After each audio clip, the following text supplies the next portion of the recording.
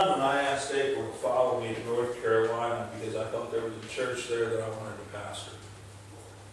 And about 3 or 4 years ago. I was so excited. Really. I thought it was what I wanted to do. And that's really all it was. It was something I wanted to do. It wasn't something God was calling me to do.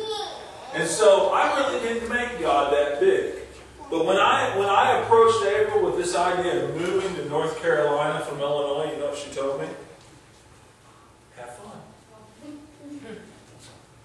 Hope you like it. Because I'm not going. Well, if she's not going, I'm not going. And as I thought about it, it was nothing to do with what I thought God was doing, so I really didn't make God that big at all. And so this obstacle of moving, this line was huge. Now, 3 years pass, and it happens again.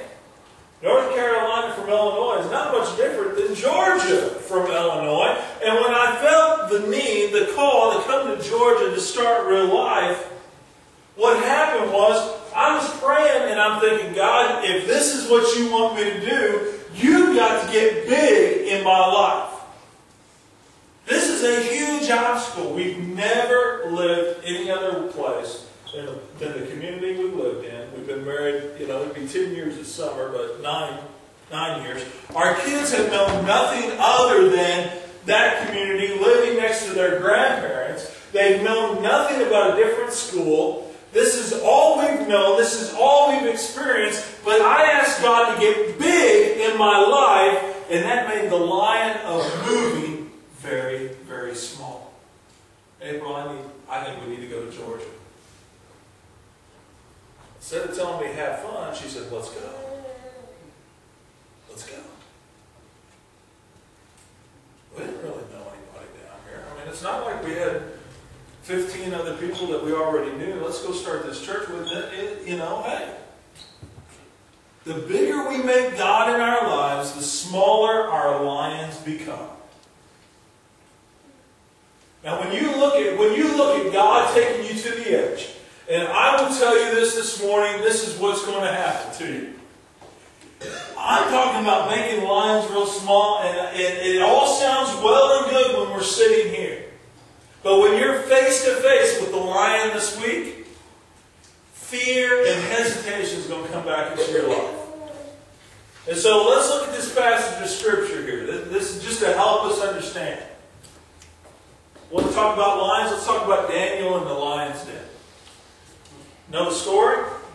Let me paraphrase it. You can read it. I'll paraphrase it. The King Darius told Daniel, you're not supposed to pray. Daniel had already gained a lot of respect and favor with the king. He could kind of live his own life because he's in a foreign country. But there come a point where everybody's just kind of down on him and said, he's not supposed to pray. What did Daniel do? I'll pray anyway. He prayed in the morning, he prayed at noon, he prayed at night. He prayed. And guess what? They tattled on him. They tattled on Daniel to the king, and so the king said, here's the rule. If you pray, you got to be put to death. That's the rule. And so he gets thrown in the lion's den. It was a pit. Lions, for some reason, have just been a big part of what we see in our Christian heritage, our Christian history. From the time back to Daniel, which is about 800 years before the time of Christ, and then you come into the Roman Empire, they just use lions a lot. And so look at this. King Darius came to the den. Daniel's already been there overnight. And he's crying out. He's hoping that Daniel's alive because he didn't really want to do it. And he says, Daniel, servant of the living God, has your God, whom you serve continually, been able to rescue from the lions? And he couldn't see him. You have to know the story here. He couldn't see Daniel. He's talking to him in anguish. He's hoping he's in there. He's hoping he's okay. And then out of the darkness, Daniel answered, O king, live forever. Relax. My God sent his angel, and he shut the mouth of the lions. The bigger our God is, the smaller the lions are. Let me talk about my God. Let me encourage you about my God. All right, here, look. My God is overwhelming. My God is full of might and power. My God is majestic. My God is holy. My God is infinite. My God is eternal. My God is omnipresent. That means He's everywhere. My God is omnipotent. That means He's all-powerful. My God is omniscient. He knows everything.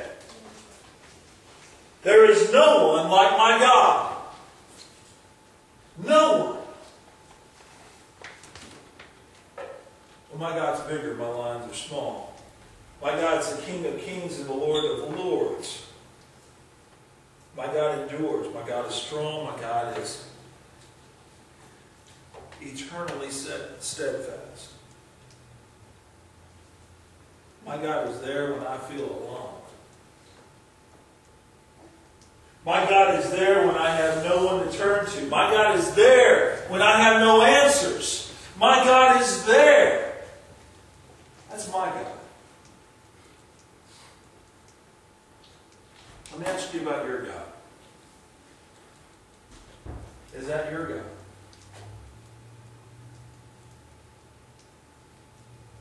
I hope it is. It's not. Hey, I don't have a monopoly on God, man. There's enough God to go around. It's not about who we are and how we live. Hey, it's not about what we do and what we say. It's about what we know in our heart and what we will accept.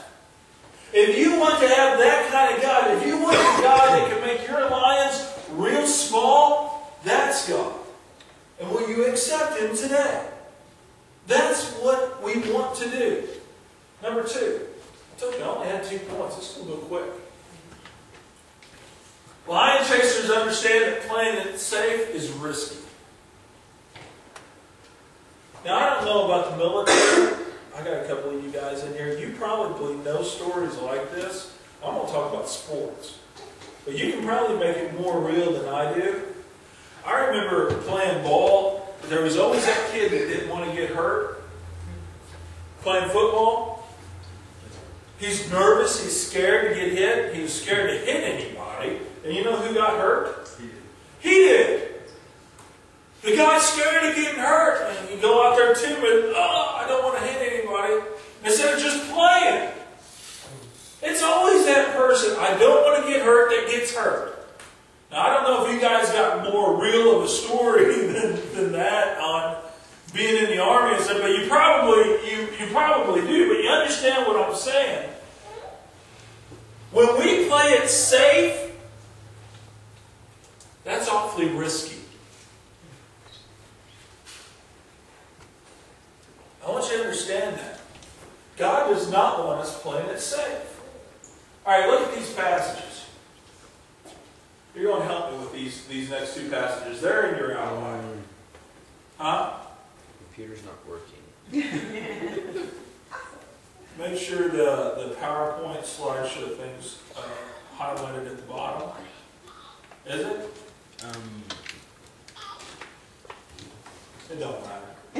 Yeah, it's highlighted. Here, just take out your outline. Don't worry about that. Technology don't mean nothing yet. Hebrews 11:6. I want you to read the underlined words. That way I know you're paying attention. And without faith. Let's try again. And without Faith. It is Impossible to please God. not hard. Impossible. No, it's not hard to please God. It's not unlikely to please God. It's not difficult to please God. It is impossible. The word impossible means you can't do it.